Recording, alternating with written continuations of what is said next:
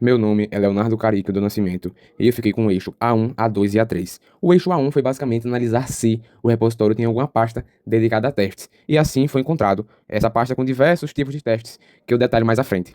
Também encontrei o arquivo pyproject.toml, no qual define padrões para os testes, né, pelo PyTest, como o caminho da pasta, o nome de classe de teste, de função de teste, para que assim o PyTest, que é quem vai testar de maneira automática no repositório, testar o sistema. Além disso, encontrei o PyTest Cove, que vai medir a cobertura dos testes, o Tox, que é uma ferramenta que vai automatizar esses testes em diferentes ambientes, ou seja, o meu teste ele vai abranger diversos softwares, diversas versões, para não engessar, porque, por exemplo, um teste pode ser muito bem em um tipo específico de máquina de versão, mas não em outros. Então, o Tox vem para isso, para fazer essa automatização em diferentes ambientes. O Rough analisa o código e o MyPy analisa tipos. E com isso, identifico isso aqui abaixo, já que há essa preocupação em organizar os testes, em padronizar e de manter ao longo do tempo. Já o eixo A.2 foi a identificação dos tipos de testes na pasta que encontrei acima. Identifiquei testes unitários, como teste de memória de agente, teste de permissão de ferramentas, né, que são testes que vão validar componentes específicos isolados do meu sistema. Também encontrei testes de integração, né, que vão validar essa comunicação entre diferentes componentes do sistema. Identifiquei também o teste de database entity e teste de MNI integration. Também encontrei testes end-to-end, né, que vão avaliar funcionalidades de maneira completa do início ao fim. Porém, não encontrei teste de regressão, que é um teste que eu tenho uma função funcionando de maneira correta e ao introduzir uma alteração, eu analisar se essa função continua de maneira correta. Nisso ficou devendo o repositório e também não há testes manuais. Nisso, eu identifiquei que o risco médio, por não ter estes tipos de testes, pode no futuro alguma alteração causar uma falha em uma funcionalidade e isso não ser detectado e virar no futuro uma dívida técnica. E a sugestão aqui é criar um tipo de teste de regressão. Já o A3 foi análise se o repositório tem instruções, documentação interna de como executar esses testes. Durante o README não há muita instruções, mas no contribute.md a gente tem bastante, bem explicitamente, de como rodar um teste de maneira unitária, né? De como mandar um teste de maneira específica e um teste completo, né? Todos os testes de uma vez só, e um específico, além de um GitHub Actions que vão automatizar essa execução dos testes, né? Através do Tox, como eu falei anteriormente, e o teste.yml, que vai, ao realizar uma alteração no sistema, em uma branch paralela para corrigir algum defeito ou introduzir alguma nova funcionalidade, ele vai rodar diversos testes de maneira automática para garantir que meu sistema continue de maneira funcional. Bom, e é basicamente isso aqui, os arquivos, e é basicamente isso, e com isso eu identifiquei um risco aqui embaixo por ter essa explicitação de como executar os testes e de ter essa automatização, né, esse CI no meu sistema, do VAN, no caso que eu estou analisando. E a sugestão aqui é simples, é só trazer no README também essa explicação. Opa, meu nome é Bruno e eu fiquei responsável pelos itens A4, A5 e B1, que analisam a integração contínua, os indicadores de qualidade e a qualidade da nomenclatura dos testes. No item A4, verificamos se o projeto possui integração com CI/CD para executar os testes automaticamente. Encontramos dois workflows do GitHub Actions. O primeiro, chamado Basic Integration Tests, que executa automaticamente os testes utilizando o TOX. Sempre que ocorre um push na branch principal, isso é um ponto positivo, pois garante uma validação automática antes das alterações permanecerem na branch principal. Também encontramos um workflow responsável pela publicação do pacote, no PyPI. Porém, ele realiza apenas o build e a publicação, sem executar testes. Antes disso, não encontramos evidências de execução automática em pull requests. Por isso, classificamos como risco médio e recomendamos adicionar a execução dos testes também em pull requests, antes da publicação de novas versões. No item A5, analisamos se o projeto possui indicadores de cobertura e ferramentas de apoio à qualidade.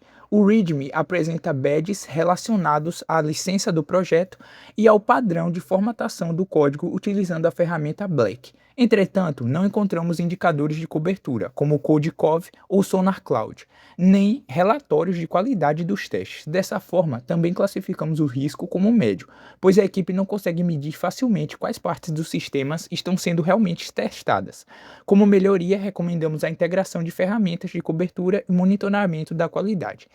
Por fim, no item B1, avaliamos se os testes possuem nomes claros e descrevem o comportamento esperado. Observamos que os testes seguem um padrão consistente, utilizando nomes descritivos como teste Gemini Basic Request e teste Default Enhancer with Agent Memory, além de docstrings explicando o objetivo de cada teste. Essa organização facilita a leitura, a manutenção e a identificação de falhas durante a execução da suíte de testes.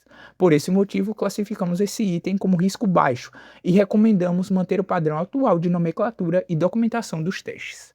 Iniciando pelo isolamento dos testes, identificamos que a suíte do VANA falha no princípio básico da independência. O workflow de integração contínua injeta credenciais reais das APIs, como OpenAI e Gemini, forçando requisições ponta a ponta ao invés de usar mocks locais. O risco disso é alto. Isso gera os chamados FLAC tests. Se a API da OpenAI apresentar instabilidade ou esgotar a cota financeira, a pipeline inteira quebra por um fator externo. Além disso, bloqueia contribuidores open source que não possuem essas chaves. A recomendação imediata é isolar essas chamadas usando bibliotecas como ptestmock ou vcr.py. Olá, meu nome é Diego Carvalho e, na parte B3, nós avaliamos se o projeto utiliza adequadamente mocks, features e dados de teste. Aqui no arquivo teste Azure OpenAI_LLM.py, existe um exemplo positivo. O próprio teste informa que a integração é validada sem realizar chamadas reais à API. Para isso são utilizados mock, patch e async mock. Isso torna o teste mais rápido, previsível e independente de credenciais ou da disponibilidade da Azure OpenAI. Também encontramos um mock LLM Service nos testes de permissão. Aqui o comportamento do modelo é totalmente controlado. Ele retorna uma chamada da ferramenta mocktool com argumentos definidos pelo próprio teste. Esse é um uso adequado de mock, porque permite testar o fluxo de execução de ferramentas sem depender de uma resposta imprevisível de uma inteligência artificial real. Porém, essa estratégia não é uniforme. No conftest.py, quando as chaves da OpenAI ou da Anthropic não existem, os testes são automaticamente ignorados. Além disso, a fixture Chinook_DB baixa o banco pela internet durante a execução. Portanto, mesmo sendo uma fixture reutilizável, ele ainda depende da rede. Por isso, classificamos o risco como médio. A recomendação seria padronizar mocks e testes de contrato para todos os providers, deixando as chamadas reais para uma etapa separada de pipeline. Avançando para a cobertura de regras de negócio, os testes atuais são superficiais. Eles validam se a conexão com as IAs funciona, mas ignoram a maior vulnerabilidade do ecossistema, a execução cega de comandos. O núcleo do VANA é gerar e executar código SQL. Se o modelo alucinar e disparar um comando delete ou drop table, não há um único teste hoje que assegure que o sistema barra essa execução. O risco para o banco de dados do cliente é altíssimo. Precisamos de testes baseados em error guessing, injetando SQL malicioso para provar que a camada de middleware de execução está funcionando como um escudo. Por fim, mapeamos um gargalo severo na manutenção da suíte causado pela nossa velha conhecida, a classe legado VANA Base.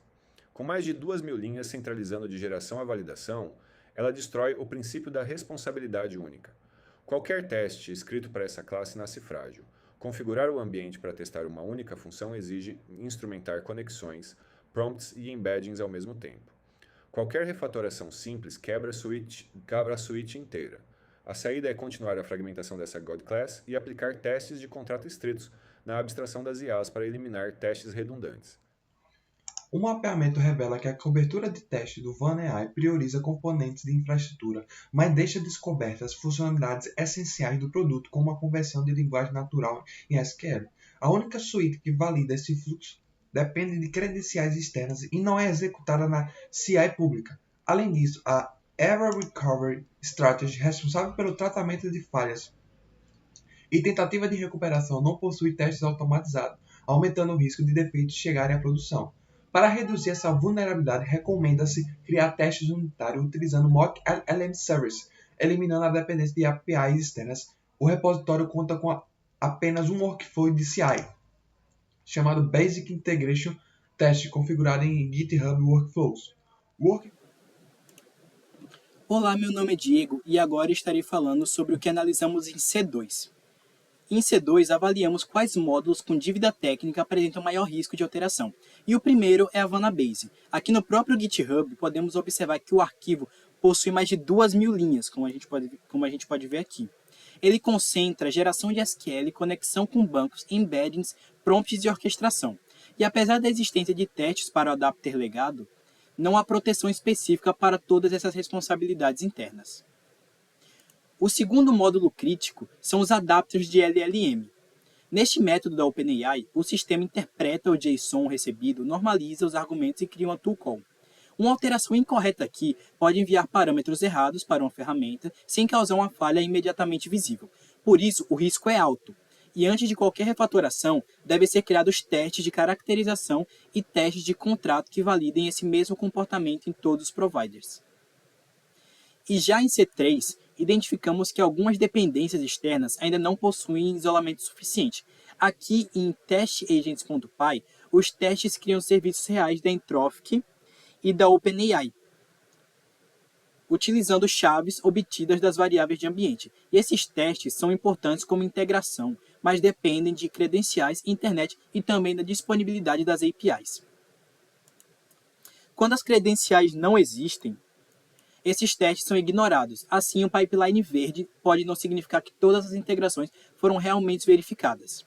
Por isso, o risco também é alto. A recomendação é manter testes determinísticos, como mocks, em todos os pull requests, e executar os testes com APIs reais separadamente, antes das releases ou em uma rotina programada. O DCI apresenta limitações significativas. Ele é executado apenas em push para a branch principal e não em pull requests, permitindo que regressões sejam incorporadas sem validação prévia. Como resultado, o projeto não possui proteção efetiva contra regressões nos fluxos centrais. Recomenda-se configurar a execução automática do workflow em pull requests e ampliar a cobertura dos testes para os componentes de maior risco e impacto. O modo Build LM Request monta o payload de mensagem enviado ao LLM. Um defeito nessa função, por exemplo, trancamento incorreto do histórico ou omissão do sistema prompt, produzirá respostas erradas sem gerar exceção. O loop de tool calls é o mecanismo pelo qual o agente executa ferramentas em resposta às decisões da LLM.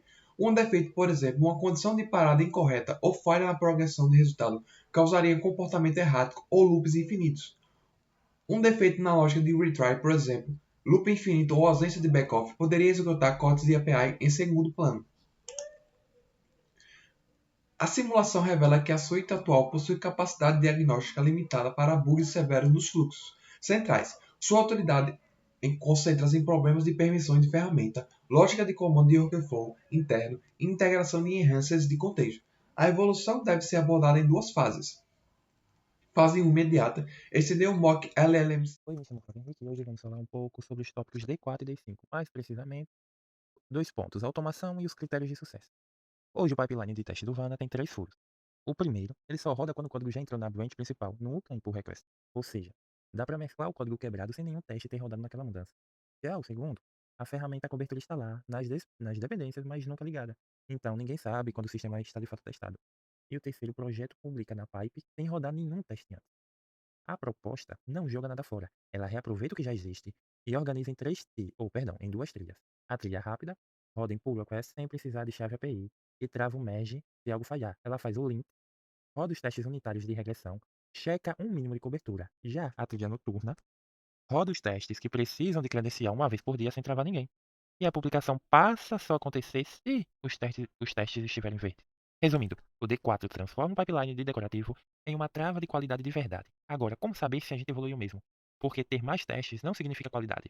Por isso, eu defini critérios de entrada e de saída. O critério de entrada é o combinado para uma mudança poder entrar. Por exemplo, todo bug corrigido precisa vir com um teste que reproduz aquele bug. E toda função nova precisa de teste. O critério de saída é o que prova que a maturidade subiu. Por exemplo, o componente de recuperação de erros passa a ter teste. O fluxo principal de gerar SQL sem depender do API real. E existe um mínimo de cobertura sendo cobrado. Para deixar isso medível, eu montei uma escala de maturidade do nível 0 ao 3. Hoje o projeto está no nível 0, pipeline cego, cobertura invisível e os fluxos centrais testados só com a API real. E o que eu chamo de avanço real é chegar no mínimo ao nível 2, que é quando o projeto consegue testar o seu objetivo final, de fato, que é transformar texto em SQL e executar, sem depender de credencial, sem precisar descobrir o bug em produção. Ou seja, juntando o D4 da máquina, que é o pipeline que executa, e o D5 dá o placar. E são critérios que dizem se a gente avançou ou não. Um não funciona sem o outro.